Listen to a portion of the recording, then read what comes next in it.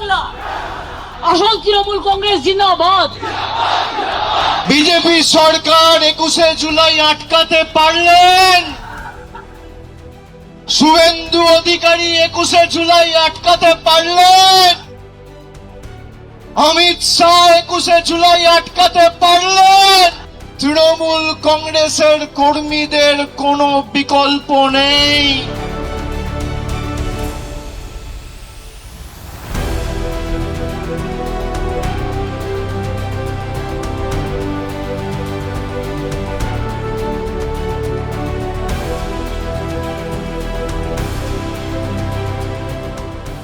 21শে জুলাই শহীদ স্মরণ মঞ্চ থেকেই মমতা বন্দ্যোপাধ্যায় ফের ঘুরে দাঁড়ানোর ডাক দিলেন।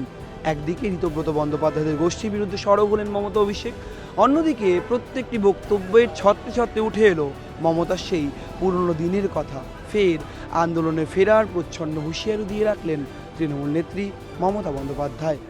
আর আপনারা এত ভোগী, 2 মাস সহ্য করতে পারলেন না। এই যে চোর চোর বলে বেড়াচ্ছে না, আমরা বেঁচে গেছি, চোরগুলো বিজেপিতে চলে গেছে। না, নেব না, একদম নেব না।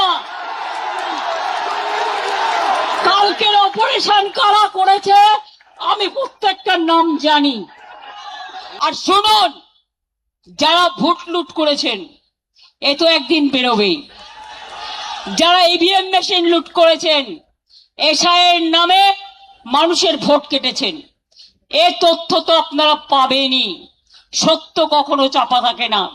তা সত্ত্বেও আমরা ভেবেছিলাম ঠিক আছে, শপথ নিয়েছে, ল অ্যান্ড অর্ডার মেনটেন করবে, ভালো কাজ করবে।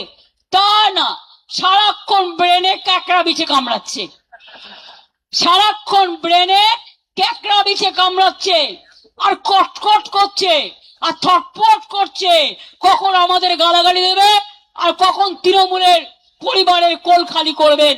আমি বলি এসব করবেন না। মুখ খুললে আপনি 10 বছরে তৃণমূলে থেকে কি করেছেন মুখোশ খুলে দেবো। মুখ এবং মুখোশ আমায় দেখাবেন না। শিক্ষা ব্যবস্থা, স্বাস্থ্য ব্যবস্থা, খাদ্য ব্যবস্থা, সবাই নাকি চোর আর উনি নাকি সাধু। তুমি যদি বড় সাধু হও তো 16 সাল পর্যন্ত তো ছিলে। তোমাকে তো আমরা তাড়াতে বাধ্য হলাম, কারণ তুমি রাতের অন্ধকারে মাথায় চাদর ঢাকা দিয়ে বিজেপির সাথে যোগাযোগ করতে যেতে।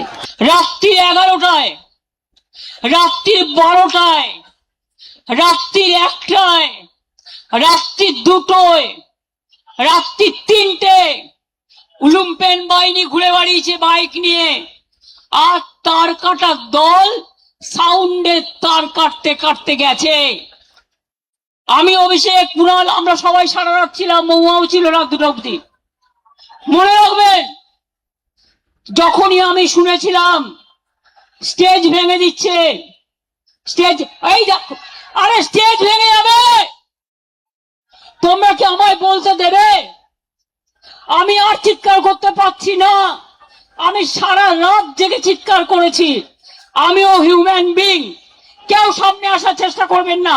এরপরে প্রোগ্রাম জেলা থেকে শুরু, ব্লক থেকে শুরু, গ্রাম থেকে শুরু, কলকাতা থেকে দিল্লি, এদের মুখোশ আমরা এক্সপোজ করেছি, আরো করব। কি আপনারা সাথে থাকবেন তো? একটা হাত তুলে হবে না, মুষ্টিবদ্ধ হাত তুলে বলুন।